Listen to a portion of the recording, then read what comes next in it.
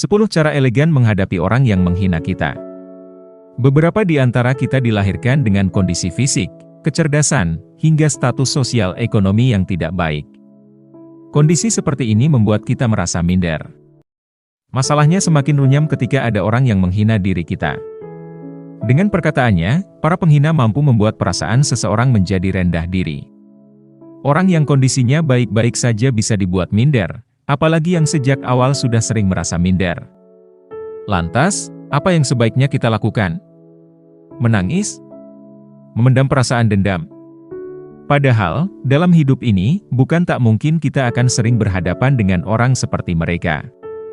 Karenanya, akan lebih baik apabila kita belajar sejumlah cara menghadapi orang yang menghina kita itu dengan elegan. Nomor 1. Bersikap lebih dewasa. Reaksi pertama yang sering dirasakan seseorang saat menerima hinaan adalah kekagetan.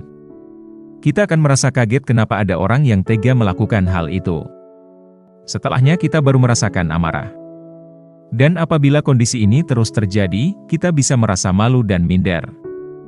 Reaksi-reaksi emosi seperti ini adalah hal yang wajar dirasakan. Kita adalah manusia yang memang normal merasa sakit hati ketika dihina.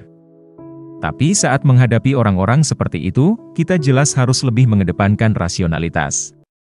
Daripada marah-marah, tatap saja mata penghina Anda dengan tajam. Tunjukkan gestur kaku dan berwibawa. Tampilkan juga sikap yang dingin.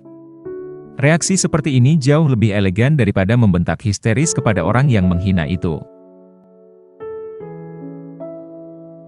Nomor 2. Identifikasi sumber masalahnya. Setelah mampu menenangkan diri, kini saatnya mencari tahu apa alasan di balik penghinaan tersebut. Tanpa tahu alasannya, bagaimana kita bisa menghadapi orang yang menghina kita? Ada banyak alasan kenapa seseorang melakukan penghinaan. Namun secara umum, kita bisa membagi alasan-alasan tersebut menjadi 2. Pertama, karena orang tersebut sedang kesal pada kita. Dan kedua, karena orang tersebut merasa dirinya lebih tinggi. Untuk alasan pertama, kita hanya perlu mencari akar kemarahannya. Bisa jadi, si penghina hanya marah karena ada kesalahpahaman tertentu.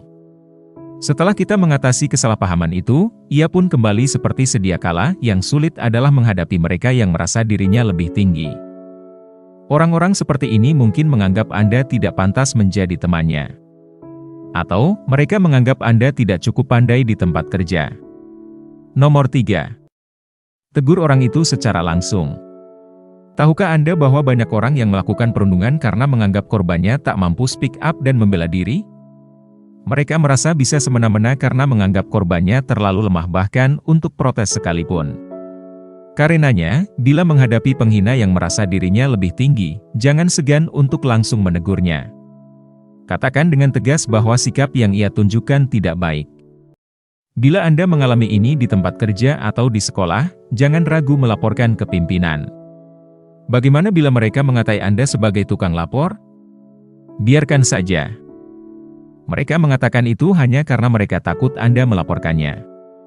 Nanti setelah Anda melaporkannya, Anda tinggal duduk manis melihat si penghina ditegur oleh orang-orang yang lebih berwenang. Nomor 4. Tunjukkan kualitas diri. Hinaan bagaimanapun juga terasa sangat menyakitkan apabila ada kadar kebenarannya. Contohnya, Anda dihina kurang pintar, dan memang kenyataannya Anda selalu menempati ranking bawah di sekolah. Atau, Anda dihina sebagai karyawan bau kencur, dan faktanya, Anda memang belum tahu banyak soal dunia kerja. Menghadapi hinaan seperti ini jelas bisa menguras emosi seseorang. Tapi, hinaan semacam itu sebetulnya justru bisa memacu kita. Anda bisa menggunakannya sebagai motivasi untuk berkembang dan maju. Hanya saja, lakukan hal ini dengan hati-hati. Jangan sampai Anda terobsesi menjalani hidup untuk membuktikan bahwa penghina Anda salah. Anda pun berhak bahagia. Daripada terobsesi membuktikan orang lain salah, ikuti saja passion Anda. Misalnya, Anda memang tak pandai di bidang akademik dan sering mendapat hinaan karena hal itu. Tapi, Anda menerima kekurangan tersebut, dan fokus mengembangkan prestasi di bidang yang lain seperti seni dan olahraga. Nomor 5. Cari pergaulan yang baik. Bagaimana bila si penghina adalah teman kita? Bagaimana bila si penghina adalah saudara kita? Tentu tidak mudah menghadapi orang yang menghina kita bila si penghina punya kedekatan tersendiri. Namun daripada Anda selalu menanggung sakit, sebaiknya hindari saja mereka. Cari pergaulan lain yang lebih baik. Cari orang-orang yang bisa berinteraksi dengan positif, saling mendukung, dan saling menghargai.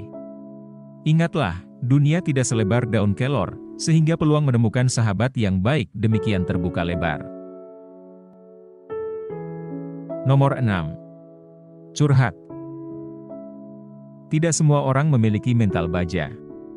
Karenanya, respon setiap individu terhadap sebuah hinaan pun pasti berlainan antara satu dengan yang lain.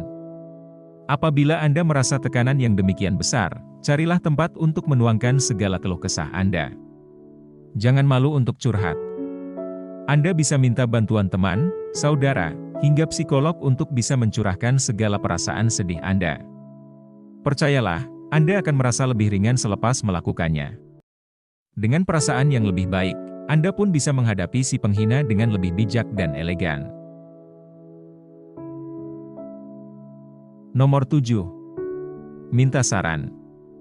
Dalam kondisi yang tertekan seperti menerima hinaan terus-menerus, manusia seringkali sulit berpikir dengan jernih. Sehingga tindakan yang diambil pun cenderung gegabah dan jauh dari kesan elegan. Makanya, bila Anda merasa sangat buntu, jangan ragu untuk meminta saran orang lain. Pilih orang yang tepat untuk mendapatkan saran terbaik. Cari orang dewasa yang sekiranya bisa memberikan saran yang bijak. Dan, ketika menerima saran, Anda juga harus bisa berpikiran terbuka. Jangan menolak atau menyanggah setiap saran yang diberikan. Bila Anda terus-menerus menyanggah, si pemberi saran malah bisa marah pada Anda. Nomor 8. Beri si penghina contoh. Boleh sekali-kali Anda mencontohkan kepada si penghina Anda bagaimana cara bersikap yang baik. Hal ini terutama krusial untuk menghadapi orang yang menghina kita yang usianya lebih muda. Misalnya saja, Anda seorang guru baru yang memiliki beberapa murid yang suka mengejek Anda. Ketika siswa Anda mulai mengatakan hal-hal bernada merendahkan, tegurlah ia dengan tegas. Lalu di lain kesempatan, ketika ia berhasil mengerjakan tugas dengan baik atau apa, puji juga hasil karyanya. Selain itu, jangan segan memuji kawan-kawannya yang lain yang punya prestasi serupa. Dari sini, si penghina akan mendapatkan gambaran bagaimana cara bersikap yang baik terhadap orang lain. Sebab bisa jadi, orang yang menghina kita melakukannya tanpa sadar. Mereka merasa hanya bercanda karena tidak dididik dengan baik sehingga mereka pun menyakiti hati kita tanpa sengaja. Nomor 9. Memaafkan antar sesama. Beberapa di antara kita akan menemukan alasan kenapa seseorang suka menghina kita. Namun beberapa yang lain mungkin tak akan pernah tahu alasannya.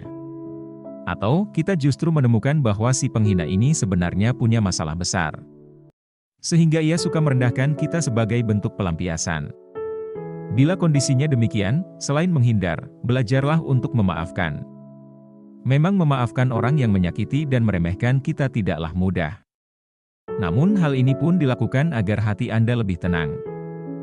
Dengan memaafkan, Anda mengikhlaskan perilaku orang tersebut dan tak mencari maaf darinya terus-menerus. Anda pun bisa lekas move on setelah memberi maaf. Selanjutnya, Anda bisa menjalani hidup Anda dengan lebih tentram tanpa teringat dengan perilaku buruk si penghina. Nomor 10. Berdoa. Terakhir dan yang tak kalah penting adalah berdoa. Apapun agama Anda, berdoalah jika Anda merasa hinaan orang-orang bikin Anda sangat tertekan. Sebagai contoh, jika Anda Muslim, Anda bisa berdoa setelah menunaikan sholat. Berdoalah untuk diri sendiri agar Anda diberi ketegaran menghadapi hinaan tersebut. Berjiwa besarlah juga dengan mendoakan si penghina Anda agar berubah sikapnya.